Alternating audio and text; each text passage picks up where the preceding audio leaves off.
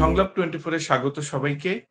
আজকে আলোচনার বিষয় সদ্য সমাপ্ত ঢাকা বিশ্ববিদ্যালয় ছাত্রছাত্রী সংসদ নির্বাচন। অনেকেই বলছেন এটি যে ফলাফলটি হয়েছে এটি অনেকটা কাঙ্ক্ষিত ছিল না। তারপরও কেন এই ফলাফল হলো এই বিষয়েই আজকে আমাদের আলোচনা। যে অতিথি হিসেবে উপস্থিত আছেন ডক্টর ফয়জুল হক এবং সিনিয়র সাংবাদিক সেলিম খান। আপনাদের স্বাগত আমাদের এই অনুষ্ঠানে। আমি প্রথমেই যাচ্ছি ডক্টর ফয়জুল হক। ডাকসুতে যেই ফলাফলটি হলো অনেকেই বলছেন বিস্ময়কর। আপনি কিভাবে দেখছেন এই নির্বাচন এবং ফলাফল? ডাকসুর ফলাফল বিস্ময়কর এ কারণেই যে বাংলাদেশের মানুষের মধ্যে যে এতটা পরিবর্তন হয়েছে সেটা এদেশের রাজনৈতিক সংগঠনের বিভিন্ন পেশার মানুষরা আজ করতে পারে নাই। বিশেষ করে গতানুগতিক ধারায় যে রাজনীতি চলে এসেছিল, বস্তা পচা রাজনীতি, সেই রাজনীতির একটি মূলোৎপাটন ঘটিয়ে দিয়েছে ডাকসুর নির্বাচন। আপনি নিশ্চয়ই অবাক হয়েছেন এ কারণে যে ঢাকা বিশ্ববিদ্যালয়ের মতো জায়গায় বাংলাদেশ ইসলামী ছাত্র শিবিরের নেতৃবৃন্দ তথা যাদেরকে বাংলাদেশে গত 16 বছর ট্যাগিং এর রাজনীতিতে ফেলে দেওয়া হয়েছে, বলা হয়েছে তারা রাজাকার, তারা আলবদর, তারা আল শামস। শুধু 16 বছরই না, এমনকি গত 1 বছর পর্যন্ত অনেক মানুষকেই শুনতে দেখেছি, বলতে দেখেছি। এমনকি এই নির্বাচনকে কেন্দ্র করেও ঢাকা বিশ্ববিদ্যালয়ে ক্যাম্পিং করা হয়েছে সাদিক কাইয়ুম সহ অনেক নেতাকর্মীর নামে, তারা পাকিস্তানি। কিন্তু ঢাকা বিশ্ববিদ্যালয়ের সজ্জন মেধাবী শিক্ষার্থীরা, ছাত্রছাত্রীরা এই সকল ট্যাগিং এর রাজনীতির বিরুদ্ধে তারা অস্ত্র ধরেছে ব্যালট বিপ্লবের মাধ্যমে। তারা স্পষ্ট বার্তা দিয়ে দিয়েছে এই ধরনের মিথ্যাচার, এই ধরনের ট্যাগিং, এই ধরনের মানুষের বিরুদ্ধে অনাকাঙ্ক্ষিত বক্তব্য, এটা বর্তমান সমাজের যুব সমাজ এবং জেনজিরা কোনোদিন কামনা করে না। এবং সেটার একটা ব্যালট বিপ্লব আপনি কিন্তু ঢাকা বিশ্ববিদ্যালয় থেকে পেয়ে গিয়েছেন। আপনাকে মনে রাখতে হবে, বিশ্ববিদ্যালয়ের জগতে যতগুলো নির্বাচন অনুষ্ঠিত হয়েছে, কোন নির্বাচনই কিন্তু এই নির্বাচনের চাইতে বিতর্ক মুক্ত ছিল না। বরং এই নির্বাচন অনেকাংশে আপনি বলতে পারেন 99.99% ভালো নির্বাচন হয়েছে। এবং এই নির্বাচনের সর্বোচ্চ প্রতিদ্বন্দ্বিতাপূর্ণ একটি নির্বাচন, যেখানে সকল প্রার্থী স্বাধীনভাবে চলাফেরা করতে পেরেছে। আমার জানা মতে এখন পর্যন্ত কোনো জায়গায় কারো উপরে হাতাহাতি, মারামারি, হত্যা, সন্ত্রাস এই ধরনের কার্যক্রম কেউ গ্রহণ করতে পারেনি। তার মানে প্রশাসনিকভাবে বিশ্ববিদ্যালয়ের প্রশাসন থেকে শুরু করে রাষ্ট্রের প্রশাসন পর্যন্ত এটাকে সুষ্ঠু সুন্দর হিসেবেই কিন্তু করার চেষ্টা করেছে। কিন্তু গত 16 বছর যেহেতু বাংলাদেশে কোনো নির্বাচন হয়নি, সে কারণে এই নির্বাচনটি একটি গুরুত্বপূর্ণ নির্বাচনের রূপ দান করেছে। দেখতে হয়তো ডাকসু নির্বাচন, কিন্তু যেহেতু জাতীয় নির্বাচন পর্যন্ত আমরা ভোট দিতে পারিনি এদেশের জনগণ, সে কারণে ঢাকা বিশ্ববিদ্যালয়ের নির্বাচনটা ছিল এই গভর্নমেন্টের জন্য, বিশ্ববিদ্যালয়ের প্রশাসনের জন্য একটি টেস্ট কেচে তারা বিজয়ী হয়েছে। এবং আমি মনে করি দেশপ্রেমিক যারা, তারাই সেখানে আবার একেবারে প্যানেল শুদ্ধ বিজয়ী যেমন হয়েছে, পাশাপাশি এই প্যানেলের বাহিরেও যারা ভালো প্রার্থী জনগণ মনে করেছে, ছাত্র জনতা, তাদেরকে কিন্তু ভোট দিয়েছে। কিন্তু আপনি দেখেন, আপনার প্রশ্নের মধ্যেই কিন্তু এক ধরনের ট্যাগিং এর গন্ধ আমরা পাই। যেমন আমি বলি যে বাংলাদেশের মানুষ যদি আজকের এই ছাত্র শিবিরের বিপরীতে অন্য কাউকে নির্বাচিত করত, তাহলে কিন্তু এই ধরনের বক্তব্য আসতো না যে এই নির্বাচনটা এরকম হলো কেন, ওরকম হলো কেন। তখন আপনি ধরেই নিতেন, হ্যাঁ তারা তো হওয়ারই কথা, তাদেরই তো পাওয়ার কথা। এই যে মামু বাড়ির আবদার রাজনীতিতে চলে আসছে, যে একটি রাজনৈতিক দল বড় হলে তাদেরকেই পেতে হবে, একটি রাজনৈতিক দল পুরাতন হলে তাদেরকেই পেতে হবে, একটি রাজনৈতিক দল মানে আধিপত্য বিস্তার করলে তাদেরকেই পেতে হবে। এই জায়গা থেকে আমার মনে হয় জুলাই বিপ্লবের 24-এর গণ অভ্যুত্থানের পরে মানুষরা বের হয়ে এসেছে, ছাত্রছাত্রীরা বের হয়ে এসেছে। এবং তারা বের হয়ে এসেছে বিদায়ী আজকে ঢাকা বিশ্ববিদ্যালয়ের মতো জায়গায়, আজকে সমগ্র জায়গায় এক্সেপ্ট 2-1টি সেন্টার আপনি বলতে পারেন, সকল সেন্টারে বিপুল ভোটে বিজয়ী অর্জন করেছে আজকের এই যারা ছাত্র শিবিরের নেতৃবৃন্দ।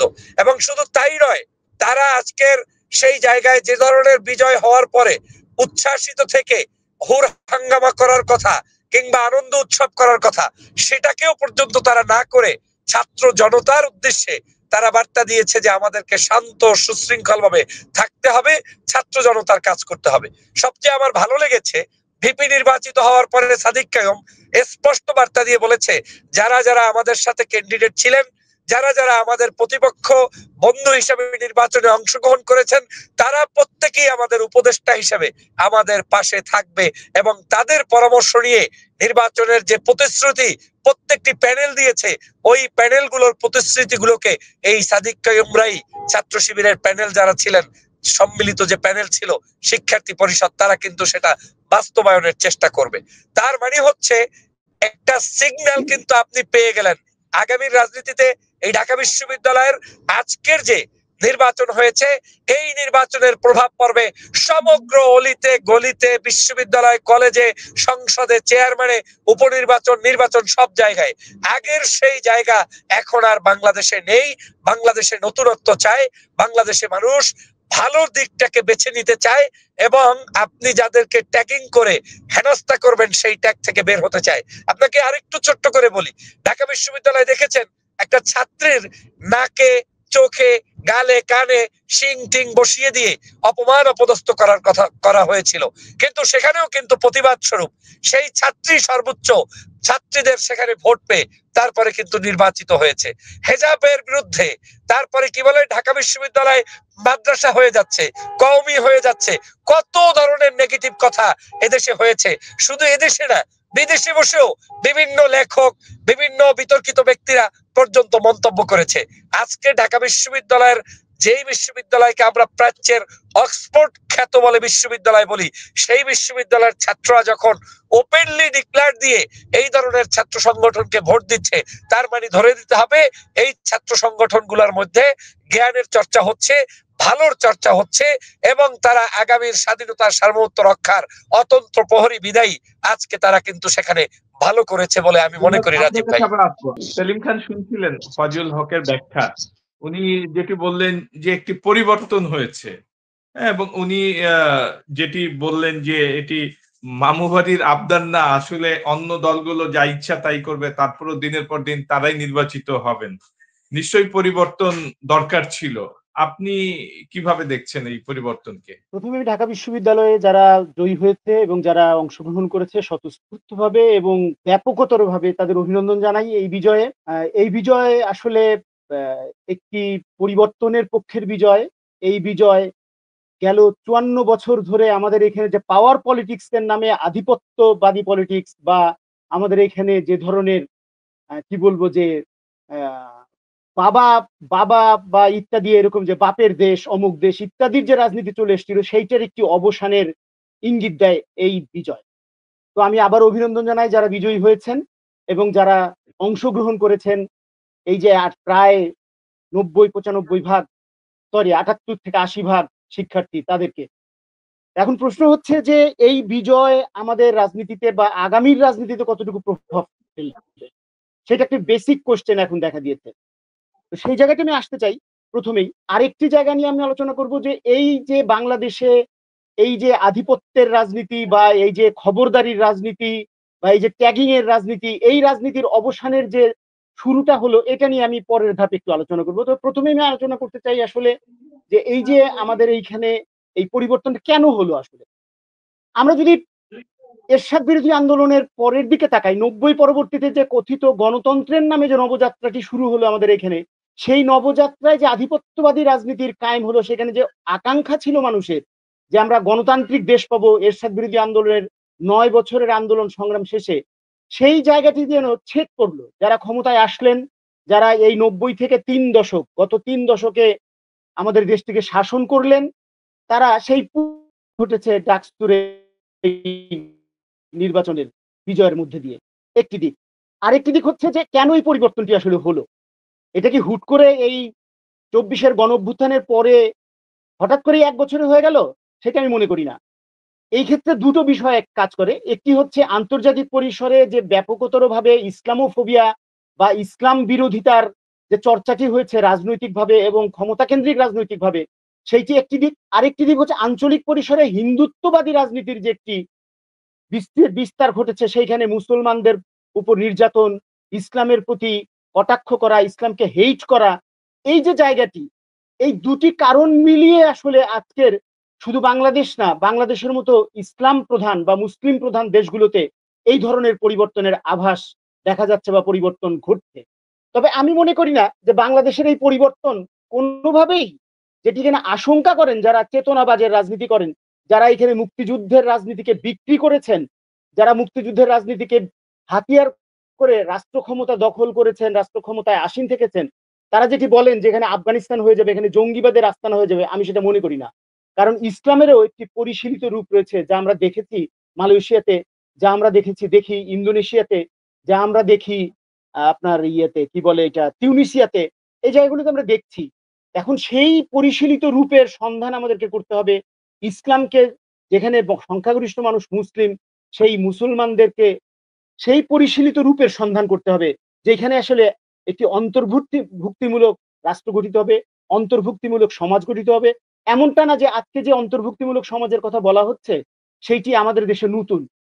আমাদের বাংলাদেশের আবহমান যে রাজনৈতিক সংস্কৃতি, আবহমান যে পারিবারিক সামাজিক সংস্কৃতি, সেই সংস্কৃতিতে ইনক্লুসিভিটির যে চূড়ান্ত একটি বা যে ইতিবাচক একটি দিক আমরা অতীতে চর্চিত হতে দেখেছি, সেই চর্চাটি যেন গেল ৩ দশকে বা গেল ৪-৫ দশকে সাংঘাতিকভাবে বিঘ্নিত হয়েছে। বিশেষ করে ৭১-এর মুক্তিযুদ্ধের পর যেটি আকাঙ্ক্ষিত ছিল যে সেটিকে রাষ্ট্রিক পরিসরে রূপ দেওয়া হবে, সেটি হয়নি। যে কারণেই আজকের এই ভ্যাকুয়াম তৈরি হয়েছে। আর এই ভ্যাকুয়ামের জায়গাটিতে জেনজিরা রাষ্ট্র ক্ষমতাকে উপড়ে ফেলে দিচ্ছে। কিন্তু সেই সাথে একটি নেতিবাচক দিকে রয়েছে জেনজিদের। জেনজিদের কোনো রাজনৈতিক দলের আশ্রয় নেই, রাজনৈতিক দলের নেতৃত্ব নেই। তারা প্রতিবাদ করে, তারা অন্যায় দেখলে প্রতিবাদী হয়ে ওঠে, তারা একটি সবাইকে নিয়ে থাকতে চায়। এই হলো জেনজির বৈশিষ্ট্য। সেই জায়গাটিতে যখন এই রাজনৈতিক নেতৃত্বের ঘাটতি পড়ে, খামতি পড়ে, তখন তারা সেই রাজনৈতিক নেতৃত্বের দিকে তাকায় না। যেমন আমরা ২৪-এর অভ্যুত্থান দেখেছি, কোন ধরনের রাজনৈতিক দলের নেতৃত্বহীন একটি মুভমেন্ট হয়েছে। এখানে কোনো রাজনৈতিক দলের নেতৃত্ব ছিল না। আজকে কয়েকদিন আগে, ২ দিন আগে নেপালে যেটা দিনের মাথায় বলেছে যে আমাদের আন্দোলনকে উগ্রবাদীরা হাইজ্যাক করেছে। এই যে হাইজ্যাক হয়ে যাওয়ার জায়গাটি, সেটি বাংলাদেশেও ক্রমবর্ধমান ভাবে স্পষ্ট হয়ে উঠছে আমরা দেখছি। সেই জায়গাটিতে আমরা আজকে যারা জেনজিকে ধারণ করছি, যে রাজনৈতিক নেতৃত্বগুলো জেনজিকে ধারণ করছে, তাদের উচিত হবে আসলে সেই জেনজিদের আকাঙ্ক্ষাকে একটি রাষ্ট্রনৈতিক রূপ দেওয়া বা রাজনৈতিক আকাঙ্ক্ষাতে রূপ দেওয়া, রাজনৈতিক সংগঠনের রূপ দেওয়া, যেটি কিনা একটি রাষ্ট্রনৈতিক পরিসরের জন্ম দেবে, রাষ্ট্র পরিচালনার জায়গায় জেনজিদের প্রতিনিধিত্ব নিশ্চিত করবে। তো সেই জায়গাটি থেকে আমি মনে করি যে ডাকসুর এই নির্বাচন, যদিও আজকের যে ডাকসু নির্বাচন, এই ডাকসু নির্বাচন ৬৯-এর গণঅভ্যুত্থান পরবর্তী নির্বাচন না, আজকের এই ডাকসু নির্বাচন ৭১-এর ৭৩-এর ডাকসু নির্বাচন না, এমনকি ৯০ ডাকসুর নির্বাচন না। এটি একটি স্বতঃস্ফূর্ত বহিঃপ্রকাশ জেনজিদের, বিশেষ করে ব্যাপক তরুণ জনগোষ্ঠীর স্বতঃস্ফূর্ত বহিঃপ্রকাশ, যেখানে কোনো রাজনৈতিক কূটচাল নেই, একেবারেই স্বতঃস্ফূর্ত। কিন্তু সেই স্বতঃস্ফূর্ত বহিঃপ্রকাশকে একটি মানুষের পক্ষের রাজনীতি, কল্যাণমুখী রাজনীতি, একটি অন্তর্ভুক্তিমূলক রাজনীতি, যে চর্চা আমাদের দেশে ছিল আবহমান কাল ধরে, যেখানে ধর্ম, বর্ণ, গোত্র নির্বিশেষে আমরা অন্তর্ভুক্তিমূলক একটি রাজনৈতিক পরিসরে, সামাজিক পরিসরে বসবাস করতাম, সেই জায়গাটিকে একটি রাষ্ট্রনৈতিক পরিসরের জায়গায় নিয়ে যেতে হবে, রাষ্ট্রনৈতিক রূপ দিতে হবে। রাজনৈতিক রূপ না দিয়ে দিলে আবারও বাংলাদেশ ওই বেহাত বিপ্লবের মতো, যেটা শ্রীলঙ্কার জেনজিরা ২ দিনই বলে ফেলেছে যে আমাদের আন্দোলন হাইজ্যাক হয়ে গেছে। তো আমি আশা করব যারা কিনা রাষ্ট্রনৈতিক পরিসরে চিন্তা করেন, তারা এই জেনজিদের উত্থানকে, জেনজিদের বহিঃপ্রকাশকে রাষ্ট্রনৈতিক রূপ দিয়ে মানুষের পক্ষের একটি রাষ্ট্র গঠনে, মানবিক একটি রাষ্ট্র গঠনের দিকে বাংলাদেশে নিয়ে যাবে। সেলিম খান, আপনি তো এই বিশ্ববিদ্যালয়ে পড়েছেন, আপনার দীর্ঘদিনের পদচারণা ছিল, আপনি সক্রিয় রাজনীতি করেছেন, সাংবাদিকতার বদৌলতে তো নিশ্চয়ই প্রতিনিয়ত খবর রেখেছেন। আমরা দীর্ঘদিন, বিশেষ করে স্বাধীনতার পর থেকে যেই প্রথাটি ছিল শোডাউনের রাজনীতি ঢাকা বিশ্ববিদ্যালয়, আমরা জানি যে স্বাধীনতার পর ওইভাবে কোনো শোডাউন তো দূরের কথা, প্রকাশ্যে কখনো রাজনীতি করার সুযোগও পায়নি ছাত্র শিবির। সেই প্রকাশ্যে সুযোগ না পেয়ে মাত্র ১টি বছরের মধ্যে এই যে বিপ্লবটি ঘটালো, এটি কিভাবে, এটা কি শোডাউনের বিপক্ষে সাধারণ ছাত্রছাত্রীদের রায় কিনা? এখানে একটি কথা বলা হচ্ছে, এটা ছাত্র শিবিরের বিজয়। আমি কিন্তু এটা ছাত্র শিবিরের বিজয় হিসেবে দেখছি না। এটা ঢাকা ইউনিভার্সিটির সাধারণ ছাত্রছাত্রীদের, বিশেষ করে জেনজিদের ক্ষোভের বহিঃপ্রকাশ, জেনজিদের নিজেদের অবস্থান জানানোর প্রকাশ। আমি এটা ছাত্র শিবিরের জয় হিসেবে দেখছি না। এটা যদি ছাত্র শিবির এবং তাদের মাদার অর্গানাইজেশন বা ফাদার অর্গানাইজেশন জামায়াত ইসলামী মনে করে যেটি তাদের বিজয়, আমি বলবো এটা ঠিক না, তারা বোকার স্বর্গে বাস করছেন। এটা জামায়াত ইসলামের বিজয় নয়, এটা ছাত্র শিবিরের বিজয় নয়। যে ছাত্র শিবির, যে জামায়াত ইসলাম পাকিস্তানের পক্ষের রাজনীতি করবার মধ্যে দিয়ে বাংলাদেশের স্বাধীনতা যুদ্ধকে মানে বিরোধিতা করেছে, বাংলাদেশের স্বাধীনতা যুদ্ধকে মেনে নেয়নি এবং বাংলাদেশের রাষ্ট্রটির জন্মের বিরোধিতা করেছে, সেই জামায়াত ইসলামীর বা সেই ছাত্র শিবিরের রাজনীতির বহিঃপ্রকাশ এটা না। সেই অর্থে আমি বলি এটা ছাত্র শিবিরের বিজয় না। এইটা আসলে গেল 20 বছর, 30 বছর বা 40 বছর ধরে আমাদের এখানে যে আধিপত্যের রাজনীতির প্রকাশ ঘটেছে, আধিপত্যের রাজনীতির চর্চা ঘটেছে, সেই আধিপত্যের রাজনীতির চর্চার বিরুদ্ধে সাধারণ জেনজিদের একটি ভোট ব্যালটের বহিঃপ্রকাশ। এবং এই প্রকাশ থেকে ডক্টর ফয়জুল হক বললেন যে আগামী দিনে বাংলাদেশের অন্য সব রাজনীতিতে বিস্তৃত হবে, প্রভাব বিস্তার করবে। উনি যেভাবে জোর দিয়ে বললেন যে আসলে সাংঘাতিকভাবে প্রভাব বিস্তার করবে, আমি ততটা মনে করি না। কারণ ঢাকা ইউনিভার্সিটির যদি আমরা গেল কয়েক বছরের রাজনৈতিক পরিসরটা দেখি, আমরা দেখব এইবারের 24-এর যে গণ অভ্যুত্থান হয়ে গেল, সেই গণ অভ্যুত্থানে কিন্তু ঢাকা ইউনিভার্সিটি প্রথম দিকে পরাজিত হয়। তারা, আমি বলবো একটি শব্দ, মানে আমি একটু না বললেই নয়, যে এক ধরনের লেজ গুটিয়ে ঢাকা ইউনিভার্সিটির ছাত্ররা নিজেদেরকে সরিয়ে নেয়। তখন ঢাকা বাংলাদেশের বেসরকারি বিশ্ববিদ্যালয়ের আন্দোলনের নিয়ে এগিয়ে আসে, বুক পেতে দেয়। তখন বৈষম্য আন্দোলন বলি বা হাসিনা বিরোধী ছাত্র আন্দোলন বলি, সেই ছাত্র জনতার আন্দোলনের জনতা চলে আসে। যখন বেসরকারি বিশ্ববিদ্যালয়ের হাজার হাজার তরুণ আমাদের সন্তানেরা মাঠে নামে, তখন কিন্তু আমাদের অভিভাবকরা মাঠে নামে, আবার ঢাকা ইউনিভার্সিটিকে তারাই জয় করে। জয় করার মধ্য দিয়ে ঢাকা ইউনিভার্সিটি স্টুডেন্টরা এই আন্দোলনের নেতৃত্বে চলে আসে। দুঃখজনক হলে সত্যি, সেই বাংলাদেশের বেসরকারি বিশ্ববিদ্যালয়ের স্টুডেন্টদের কিন্তু ঢাকায় পরবর্তীতে সরকার গঠন এবং সরকার পরিচালনা এবং সরকারে এই আন্দোলনকারী নেতৃত্বের যে উপস্থিতি, সেখানে বাংলাদেশের বেসরকারি বিশ্ববিদ্যালয়ের স্টুডেন্টদের তেমন কোনো প্রতিনিধিত্ব নাই বলেই আমি জানি, অন্ততপক্ষে একজন সাংবাদিক হিসেবে। তো সেই প্রেক্ষিতে আমি বলি যে এই বিজয় একটু আমি বলে নিই, এই বিজয় ছাত্র শিবির যদি মনে করে তাদের একার বিজয়, জামায়াত ইসলাম যদি মনে করে তাদের ছাত্র সংগঠনের বিজয়, এইটা তারা বোকার স্বর্গে বাস করছে। কি বলবেন? সেলিম খান যেটি বলছিলেন যে আধিপত্যবাদ, পরিবারতন্ত্রের বিপক্ষে সাধারণ ছাত্রছাত্রীদের রায়, যে আমার বাপদাদার সম্পত্তি, আমি যা ইচ্ছা তাই করবো, আমি প্রতিবার নির্বাচনে রায় পাবো, বিষয়টি সেটি না। উনি স্পষ্টই বললেন যে এটি শিবিরের বিজয় না, এটি প্রতিবাদের রায়, তাই কি না? না, আমি এটাকে দুই ভাবে দেখি। প্রথমত হচ্ছে এটা শিবিরেরই বিজয়। এ কারণেই বলছি, জেনজিদের কিন্তু বিভিন্ন প্ল্যাটফর্ম এখানে ছিল। বাকশাসের প্রার্থীরা দাঁড়িয়েছে, গণ অধিকারের প্রার্থীরা দাঁড়িয়েছে, মানে ফেসিবাদ বিরোধী আন্দোলনে অংশগ্রহণকারী অলমোস্ট সকল উইং গুলোই কিন্তু এখানে কাজ করেছে এবং তারা নির্বাচনে অংশগ্রহণ করেছে। এখানে যদি স্বভাবতই অন্য কারো প্রতি কারো আকৃষ্ট অবস্থান থাকতো, তাহলে তাদেরকেও কিন্তু ভোট প্রদানে এই ছাত্রছাত্রী উদ্বুদ্ধ হতো এবং তারা দিত।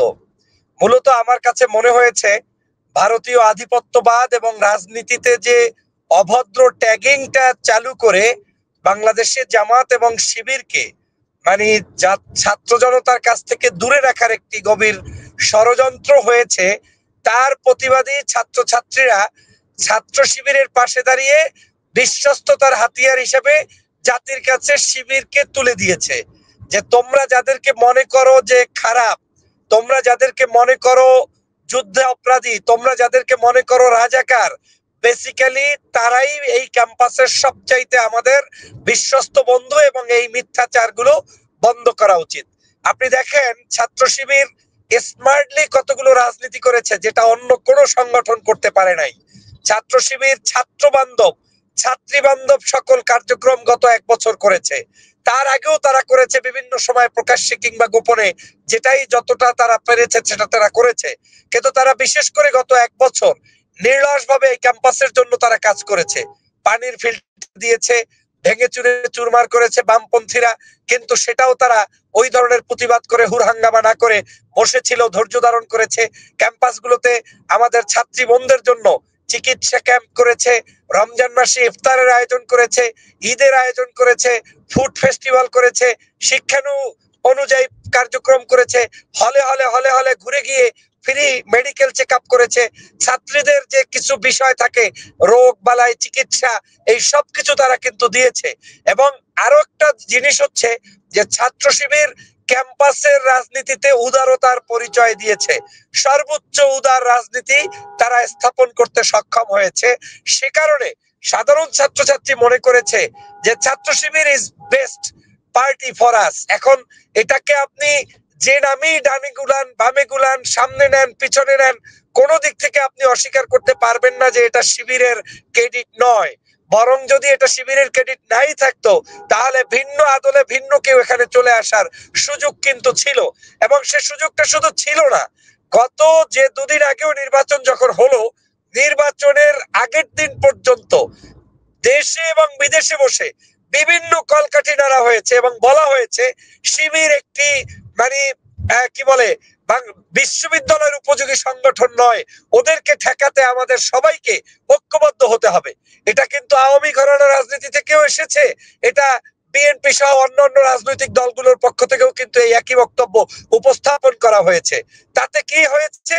হিতে বিপরীত হয়েছে। ছাত্র সমাজ ছাত্রীরা তারা কিন্তু উদ্বুদ্ধ হয়ে উল্টো শিবিরকেই ভোট দিয়েছে। অতএব আমি মনে করি এটা শিবিরের আদর্শের বিজয় হয়েছে। এটা ছাত্র শিবির যে এবং তারা যে আদর্শিক ভাবেই আসলেই মানুষের জন্য জনগণের জন্য কথা বলেছে, গত 16 বছর নির্যাতিত থেকেছে, এটার একটা বহিঃপ্রকাশ ঘটেছে। আর একটা জিনিস আপনাকে বলি, আল্লাহর পক্ষ থেকেও একটা স্পেশাল গিফট পেয়েছে তারা। যেমন এই যে আপনার ঢাকা বিশ্ববিদ্যালয়ের আমাদের যে ভিপি হলেন সাদিক কায়ুম, সে কিন্তু 5ই আগস্টের পূর্বে জুলাই বিপ্লবের একজন নায়ক ছিলেন, তিনিও কিন্তু অংশগ্রহণ করেছেন। তার নেতৃত্বে কিন্তু ঢাকা বিশ্ববিদ্যালয়ের বিভিন্ন উইং গোপনে কাজ করেছে, প্রকাশ্যে কাজ করেছে, রাজনীতিতে চলে গিয়েছিলেন। তাদের জন্য এটা একটা ওয়ার্নিং যে আপনারা আপনার সহযোদ্ধাকে ভুলে গিয়েছেন। কিন্তু আজকের সাদিক কায়ুম ঢাকা বিশ্ববিদ্যালয়ের ভিপি হয়ে প্রমাণ করেছেন যে আজকের জুলাই বিপ্লবের সবচেয়ে বড় পুরস্কারটা তিনি ছাত্র সমাজের কাছ থেকে পেয়েছেন। হয়তো তিনি মন্ত্রিত্ব লেভেলে কিংবা ওই অন্যদের মতো উপদেষ্টা হতে পারেন নাই, কিন্তু তার চেয়ে বড় একটি বিজয় তার হাত ধরে ঢাকা বিশ্ববিদ্যালয় হয়েছে। এটা আমি মনে করি তার আজকের যে সৎ রাজনীতির একটা গিফট তিনি এখানে কিন্তু পেয়েছেন। আপনাকে মনে রাখতে হবে যে আমরা যেভাবেই আমরা ইনিয়ে বিনিয়ে কিনিয়ে ডানপন্থীদেরকে চেপে রাখার চেষ্টা করি না কেন, এই চেপে রেখে কোনো লাভ হবে না। জুলাই বিপ্লবটা আপনাকে এক্সাম্পল দিয়ে বলি, এই জুলাই বিপ্লব হয়েছে স্পষ্ট ভারতীয় আধিপত্যবাদের বিরুদ্ধে, আওয়ামী লীগের অত্যাচার জুলুম নির্যাতন ফেসিবাদের বিরুদ্ধে। এটা এই বিপ্লবের সবচাইতে বেশি অবদান রেখেছে বাংলাদেশের ডানপন্থী ইসলামপন্থী নাগরিকরা।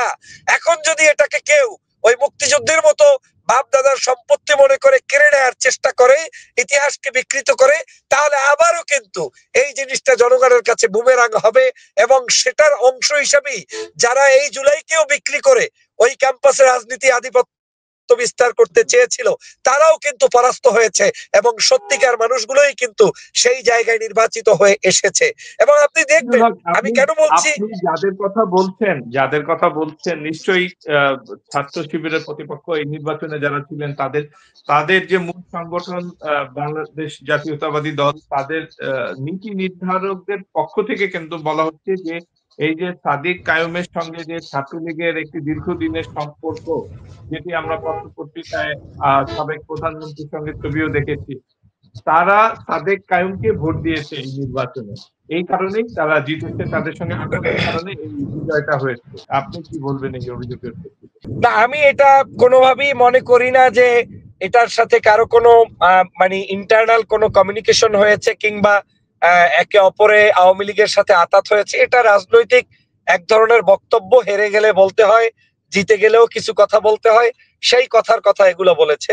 বরং আপনার ঢাকা বিশ্ববিদ্যালয়ে তো স্বাভাবিকভাবেই ছাত্রলীগের যে সকল লোকজন প্রকাশ্যে রাজনীতি করে তারা তো এখানে উপস্থিত থাকার কথা না, কারণ তারা তো এখন মাস্ক পরে হেলমেট পরে রাজনীতি করছে।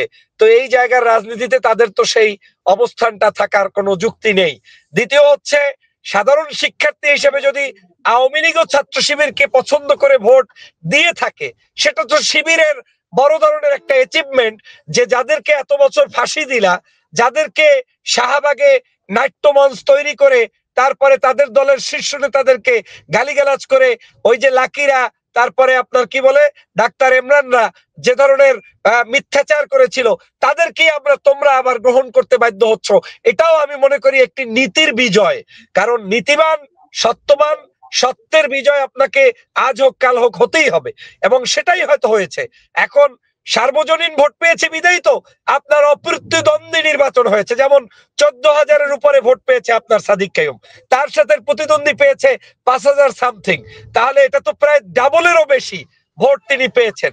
তো এই যে ডাবলেরও বেশি ভোট তিনি পেয়েছেন, এটার মাধ্যমেই প্রমাণ হয় যে ঢাকা বিশ্ববিদ্যালয়ের এই ছাত্র শিবিরের নেতৃবৃন্দ তারা জাতি ধর্ম বর্ণ নির্বিশেষে একটা এক্সক্লুসিভ প্যানেল দিতে পেরেছে, যেই প্যানেলটা সকল ধর্মমতের মানুষদের সমান অধিকারের ভিত্তিতে ক্যাম্পাসটা চালাতে পারবে।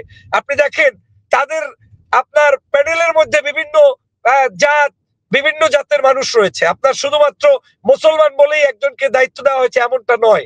আজকের আপনি মানে শিক্ষার্থীদের মধ্যে কেউ স্কার্ফ আছে, আবার একজন স্কার্ফ ছাড়াও আছে, এবং তারা কিন্তু একই সাথে বিজয় উল্লাস করছে। এখন বাংলাদেশের সমস্যাটা কোথায় জানেন?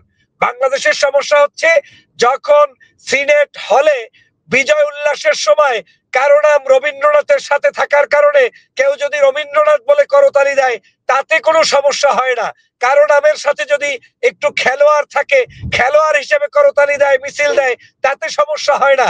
কিন্তু যেই মেয়েটি হিজাব পরে ওখানে নির্বাচিত হয়েছে, উনি যখন হিজাবের জন্য তার বন্ধুরা সবাই মিলে একটা প্রতিবাদ স্বরূপ সেখানে হিজাব হিজাব বলে মিছিল দিয়েছে, সেটা নিয়ে কিন্তু বিদেশি মিডিয়ায় পার্শ্ববর্তী দেশের মিডিয়ায় কথা হয়। এর অর্থ হচ্ছে এটা হচ্ছে একটি ধরনের অনৈতিকভাবে এখানে ন্যারেটিভ তৈরি করা হয়। কিন্তু আমি বিশ্বাস করি ডাকসুর নির্বাচনের মধ্য দিয়ে প্রমাণ হয়েছে ঢাকা বিশ্ববিদ্যালয়ের ছাত্রছাত্রীরা যেমন ছিল তেমন থাকবে। যার মনে চায় জামা কাপড় পরে ঘুরবে, যার মনে চায় স্কার্ফ পরে ঘুরবে, যার মনে চায় বিড়ি সিগারেট খাবে, যার মনে চায় সে নাট্যকলায় পড়বে, যার মনে চায় সে আরবি সাহিত্যে পড়বে। কিন্তু ছাত্র শিবির এই বিশ্ববিদ্যালয়ের শিক্ষক বান্ধব ছাত্র বান্ধব কার্যক্রম করে ছাত্রছাত্রীদের মূল যে অধিকার, শিক্ষার অধিকার, চরিত্র ভালো রাখার অধিকার, ইফটিজিং মুক্ত ক্যাম্পাস রাখার অধিকার, বিশ্ববিদ্যালয়টাকে একটি সুন্দর পরিবেশ দেওয়ার অধিকার, ছাত্রী বন্ধের নিরাপত্তা দেওয়ার অধিকার, এই অধিকারগুলো তারা প্রতিষ্ঠিত করবে। তারা তো আর ওখানে ভাই অন্য কোনো এজেন্ডা নিয়ে আসে নাই, তারা এসেছে ছাত্রছাত্রীদের ভালোবাসা অর্জন করার জন্য। অতএব আমি মনে করি যত বেশি ন্যারেটিভ তৈরি করার চক্রান্ত চলবে হাসিনার মতো করে, তত বেশি শিবির বা এইরকম ডানপন্থী ভালো মানুষরা শিক্ষার্থীদের কাছে জনগণের কাছে জনপ্রিয় হবে, এবং তার একটা সিগন্যাল আপনি কিন্তু ঢাকা বিশ্ববিদ্যালয়ের নির্বাচনের মাধ্যমে পেয়ে গিয়েছেন। রাজীব ভাই, সেলিম খান, আপনি যেটি বলছিলেন আপনার সঙ্গে পুরোপুরি একমত নন। উনি শুনলেন বক্তব্যটা, উনি স্পষ্টই বলেছেন যে এটি গত যে আন্দোলন হয়েছিল 5 আগস্টের আন্দোলন যেটি আমরা বলি, সেখানে শিবিরের নেতৃত্ব শিবিরের ভূমিকা সবাই ছিল এবং ডানপন্থীরাই এই আন্দোলনটি করেছেন। এবং বলেছে শিবিরকে ঢাকা বিশ্ববিদ্যালয়ের ছাত্রছাত্রীরা তারা বিশ্বস্ত বন্ধু মনে করেছে, এই জন্য ভোট দিয়েছে। কি বলবেন সেলিম খান? এই জায়গা থেকে আমি একটু অন্যভাবে দেখতে চাই। ওনার অনেক কথার সাথেই একমত। যেমন এই যে 24-এর অভ্যুত্থানের মধ্যে দিয়ে ছাত্রছাত্রীরা বা এদেশের যারা তরুণ সমাজ তারা অন্যায়ের প্রতিবাদ করেছে, ট্যাগিং এর প্রতিবাদ করেছে, যে ট্যাগিং এর রাজনীতি গত 20-30 বা 40 বছর ধরে চলে এসেছিল, এগুলোর সাথে আমি সব একমত। কিন্তু এইটাকে ডক্টর ফয়জুল হক বা তাদের অনুসারীরা বা তারা যেটা মনে করছেন যে এটা শিবিরের বিজয়, আমার দ্বিমতটা এই জায়গায়। কারণ ঢাকা ইউনিভার্সিটির 78% ছাত্রছাত্রী যদি ভোট দিয়ে থাকে, এই 78%-এর আমি মনে করি যে অর্ধেকও শিবির করে না। এই যে 14,000 ভোট পেয়েছে সাদিক কাইয়ুমের এই 14,000 ভোটের মধ্যে যে এইখানে যে 7,500 মানে শিবির করে, নট দ্যাট। এখানে আমি বলবো যে এখানে অধিকাংশ ছাত্রছাত্রী শিবির করেন না, কিন্তু তারা এই ট্যাগিং এর রাজনীতির বিরোধিতা করেন, এবং এই ট্যাগিং এর রাজনীতির শিকার যারা হন স্বাভাবিকভাবেই দেখা যাচ্ছে যে তারা তাদেরকে সমর্থন করে যাচ্ছেন। আরেকটি জিনিস আমি বলবো যে গত 1 বছরে 24-এর গণঅভ্যুত্থানের পরে বাংলাদেশ ছাত্র শিবির এবং জামায়াত ইসলামী সামাজিক রাজনীতিতে তাদের যে কন্টিনিউশন আছে, তাদের যে ধারাবাহিকতা আছে, এইটাকে অনেক বেশি আরো সংহত করতে পেরেছেন। রাজীব, আপনি একটি জিনিস দেখেন, জামায়াত ইসলাম 1946 সালে প্রতিষ্ঠার পর থেকে কখনোই ওইভাবে ইলেকটোরাল পলিটিক্স কিংবা পাওয়ার পলিটিক্স করেনি। তারা 1946 সালে প্রতিষ্ঠার পর থেকে এই ভারতীয় উপমহাদেশে পাকিস্তান, বাংলাদেশ এবং কথিত ভারতে তারা কিন্তু সামাজিক রাজনীতি করেছে, যেটি ডক্টর ফয়জুল হক বললেন। গত 1 বছরে ইসলামী ছাত্র শিবির মেডিকেল ক্যাম্প করেছেন, ছাত্রীদের নিরাপত্তার জন্য কাজ করেছেন, তারা ফুড ফেস্টিভ্যাল করেছেন। এই যে সামাজিক কাজগুলো, রাজনীতির বাইরে যে কাজগুলো, পলিটিক্সের বাইরে যে কাজগুলো, এই সোশ্যাল কাজগুলো জামাত ইসলাম তাদের জন্ম লগ্ন থেকে একটি আদর্শিক জায়গা হিসেবে নিয়েছেন। যারা রাজনীতির বাইরেও তারা এই কাজটিকে সবচেয়ে বেশি করেন। আপনি দেখবেন জামাতের জাতীয় পরিসরের রাজনীতির মধ্যেও কিন্তু সামাজিক রাজনীতির পার্সেন্টেজটা অনেক বেশি। সেটা আমি বলবো প্রায় 80%। 20% তারা পাওয়ার পলিটিক্স করেন এবং তারা স্টেট পলিটিক্স করেন বা ইলেকটোরাল পলিটিক্স করেন। এই সামাজিক রাজনৈতিক কাজগুলোকে জেনজিদের যেহেতু রাজনৈতিক কোনো দল নেই, রাজনৈতিক কোনো এরকম ইলেকটোরাল পলিটিক্সের ধারক বাহক নেই, যে কারণে এই সামাজিক রাজনীতির তাদের কাছে গ্রহণযোগ্য হয়ে ওঠে। আমি এই অ্যানালিটিক্যাল জায়গাটা বোঝানোর চেষ্টা করছিলাম, পলিমিক্সের জায়গাটা বোঝানোর চেষ্টা করছিলাম। এখানে আমি কাউরি বায়াস হয়ে এই ধরনের মন্তব্য অন্ততপক্ষে টকশোতে করা উচিত না, যেটা আমাদের দেশের টকশোতে অংশগ্রহণকারীরা প্রায়শই করে থাকেন, যে তারা এক ধরনের রাজনৈতিক জায়গা থেকে দেখেন, কিন্তু ডাকসুর নির্বাচনটাকে রাজনৈতিক দিক থেকে দেখার কোনো অবকাশ নেই। কেননা আমি বলেছি এটা 69-এর ডাকসু না, এটা 73-এর ডাকসু না, এমনকি এটা 90-এর ডাকসু না, এইটা 24 পরবর্তী জেনজির ডাকসু।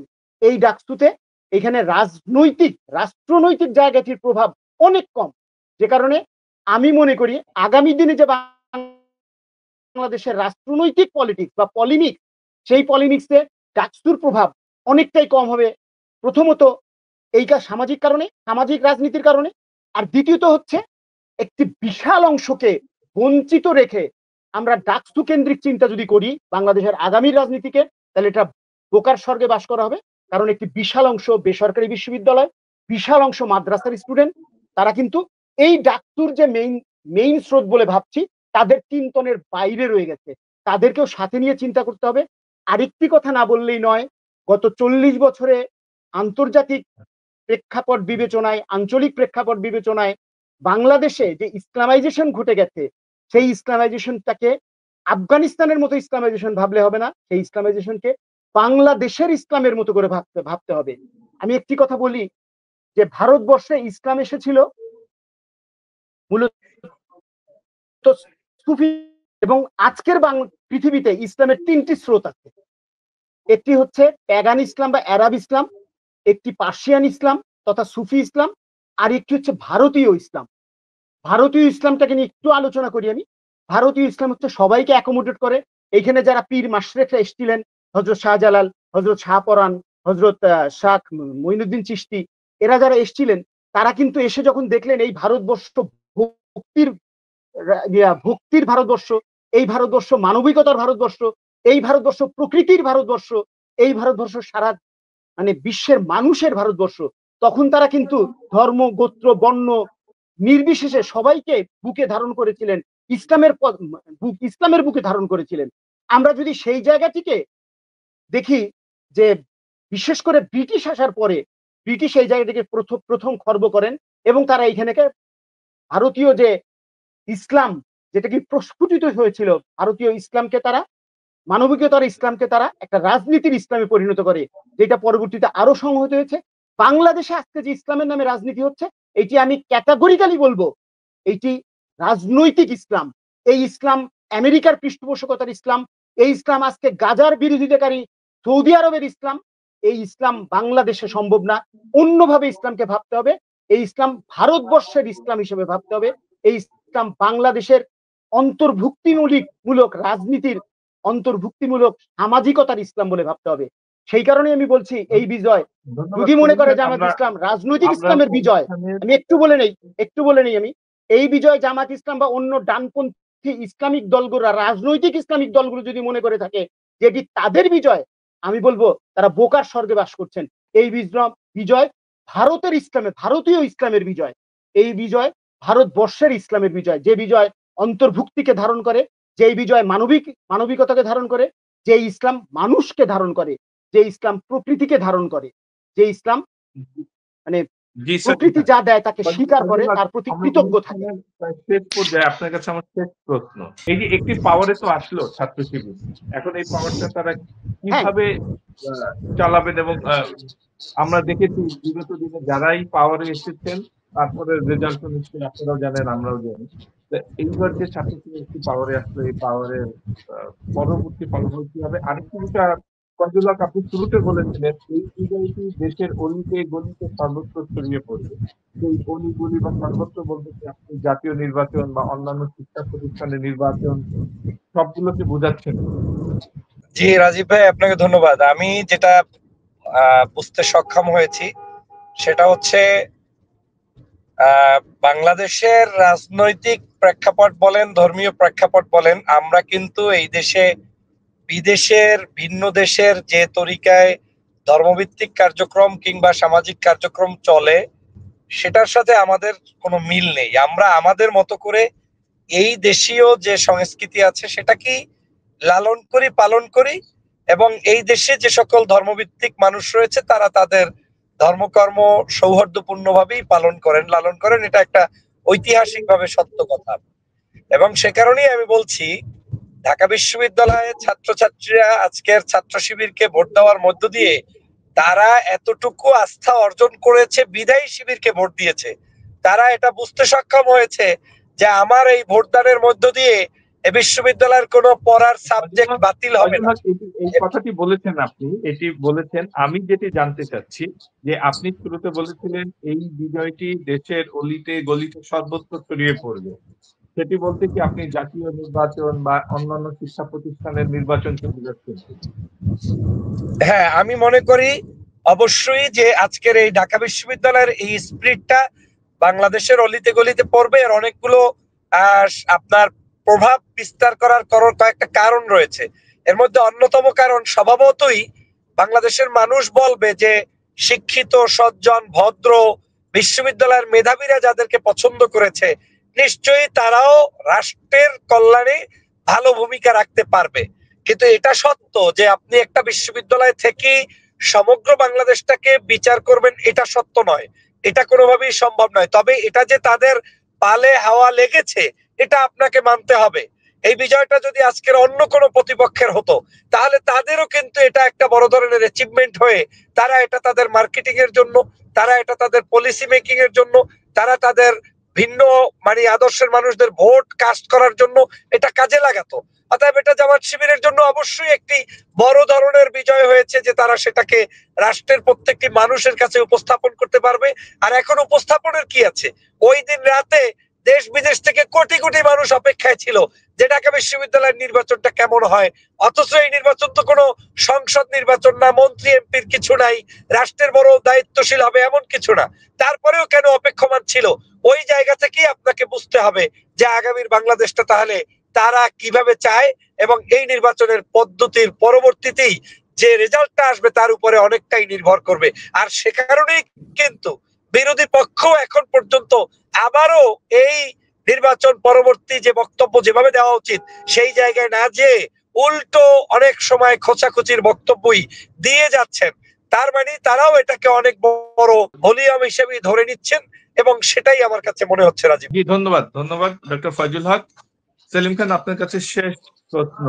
আ ফয়জুল হক যেটি বলছিলেন যে এই ঢাকা বিশ্ববিদ্যালয় ছাত্রছাত্রী সংসদ নির্বাচনের ফলাফল সারা দেশের অলিতে গলিতে সর্বত্র ছড়িয়ে পড়বে এবং অন্যান্য যে শিক্ষা প্রতিষ্ঠান আমরা জানি, জাহাঙ্গীরনগর বিশ্ববিদ্যালয় ইলেকশন, রাজশাহী বিশ্ববিদ্যালয় ইলেকশন বা অন্যান্য যেখানে হয় সেখানে এটির প্রতিফলন ঘটবে। আপনি সংক্ষেপে যদি বলেন আসলেও তাই কিনা? হ্যাঁ, একটা নির্বাচনে ঢাকা বিশ্ববিদ্যালয় যেহেতু সামাজিকভাবে বা আমাদের দেশের রাষ্ট্রিকভাবেও স্বীকৃত একটি সর্বোচ্চ বিদ্যাপীঠ, যেটা ডক্টর ফজলুল হক বললেন যে মানুষ ঢাকা বিশ্ববিদ্যালয়ের ছাত্রদেরকে মেধাবী মনে করে, সর্বোচ্চ মেধাবী। এটা অবশ্যই ঠিক, এবং সেই ছাত্রছাত্রীদের সিদ্ধান্তের প্রভাব যে সামাজিকভাবে রাজনৈতিকভাবে পড়বে না এটা আমি বলছি না। কিন্তু এটাকে যতটা মনে করা হচ্ছে বিগত ডাকসু নির্বাচনের রেজাল্টের মতো করে, যে ৬৯ ডাকসু ইলেকশনের নির্বাচনের রেজাল্ট যেভাবে জাতীয় নির্বাচনকে প্রভাবিত করেছিল, ৭৩ নির্বাচন যেভাবে প্রভাবিত করেছিল, এমনকি ৯০ ডাকসু নির্বাচন যেভাবে প্রভাবিত করেছিল, সেইভাবে করবে না। কারণ হচ্ছে সেই নির্বাচনগুলো অলমোস্ট দলীয় হয়েছিল। সেখানে হয় আওয়ামী লীগের প্যানেল ছিল, নয় বিএনপির প্যানেল ছিল। এইখানে জামায়াতে ইসলামের প্যানেল হওয়া সত্ত্বেও তারা কিন্তু এখানে ইসলামী ছাত্র শিবির নামে প্রতিদ্বন্দ্বিতা করেনি, তারা করেছে ঐক্যবদ্ধ ছাত্র জোট হিসাবে। এখানে শিবির নামেও আসলে নির্বাচনটা করা হয়নি, একটা দিক।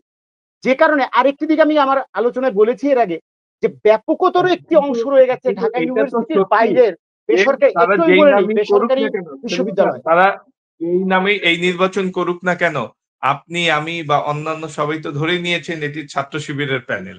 এটি তো অস্বীকার করা যাবে না। আমি সেই জায়গায় আমি অস্বীকার করছি না। কিন্তু যেভাবে অন্যান্য নির্বাচনে প্রভাব বিস্তার করবে আমি অতটা মনে করি না।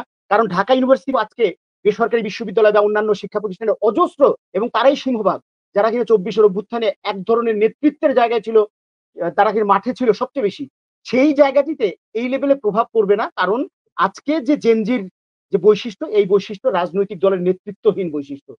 এবার বিষয়টাকে অন্যভাবে ভাবতে হবে। এখানে কোনো রাজনৈতিক দলের নেতৃত্ব নেই। হ্যাঁ? এখন জামাত গত ১ বছরে এই জায়গাটিকে যেভাবে মানে চর্চা করেছে উদারনৈতিকভাবে, বা জামাত যেভাবে মিশেছে, সেটা জামাতের, আমি বলব জামাতের বা কি বলে যে ছাত্র শিবিরের অনেক বেশি ক্রেডিট। সেটা অন্যরা করতে পারেনি। যেমন নির্বাচনের দিনেও ছাত্র দলের সভাপতি সে টেবিল চাপড়ে ভিসির সাথে বেয়াদবি করেছে। এটা ছাত্রছাত্রী নেয়নি। কারণ এটা ঘটেছে প্রায় ২:৩০টার দিকে।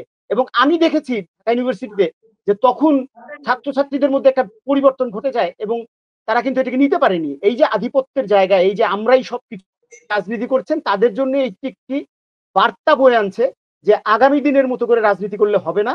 তাদেরকে রাজনীতির ধরন পাল্টাতে হবে, তাদের রাজনীতির কৌশল পাল্টাতে হবে। যদি বাংলাদেশের জি, ধন্যবাদ। ধন্যবাদ সেলিম খান। ধন্যবাদ ডক্টর ফয়জুল হক। অনেক সময় দিয়েছেন। ধন্যবাদ আবার আপনার।